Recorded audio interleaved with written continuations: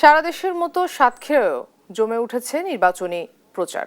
সব দলের প্রার্থীরা দিচ্ছেন বিভিন্ন প্রতিশ্রুতি। এ নিয়ে আরো জানাতে সেখান থেকে সরাসরি যুক্ত হচ্ছেন আমাদের সহকর্মী শরীফুল্লাহ কায়সার সুমন।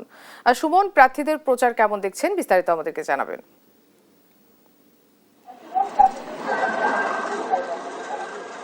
মনা, সাতক্ষীরার যে 4টি আসন রয়েছে সংসদীয়, এই 4টি আসনে প্রার্থীরা কিন্তু প্রচার প্রচারণায় জমজমাট ভাবে নেমে পড়েছে। বিশেষ করে সাতক্ষীরার 1 আসনে আমি যদি উল্লেখ করি তাহলে বলবো যে সাতক্ষীরা 1 আসনে 2 জন বিএনপি এবং জামাত ইসলামের প্রার্থী কিন্তু প্রচার প্রচারণার ভুল প্রচার প্রচারণার কারণে কিন্তু তারা শোকজের শিকার হয়েছেন।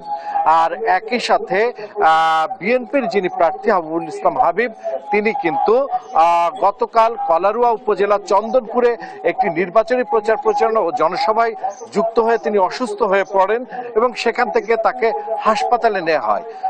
একই সাথে সাতক্ষীরা 4-এ মনিরুজ্জামান মনি, তিনি ইতিমধ্যে তার যে এজেন্ট তাদেরকে প্রশিক্ষণ প্রদান করেছেন, বিএনপির যে নির্বাচনী এজেন্ট দায়িত্ব পালন করবেন তাদের, অর্থাৎ নির্বাচনের যে কার্যক্রম প্রচার প্রচারণার সাথে সাথেই তারা কিন্তু একই সাথে যে নির্বাচনী যে পরিচালনা কার্যক্রম সেটার জন্যও কিন্তু প্রস্তুতি নিয়ে ফেলেছে।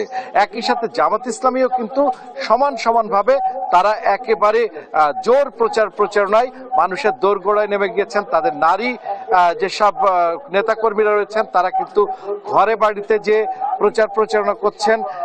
জাতীয় পার্টির প্রার্থীকেও আমরা দেখেছি সেই প্রচার প্রচারণায়। এভাবে প্রত্যেকটি রাজনৈতিক দল তারা প্রচার প্রচারণায় নেমেছেন জোরে সোরে।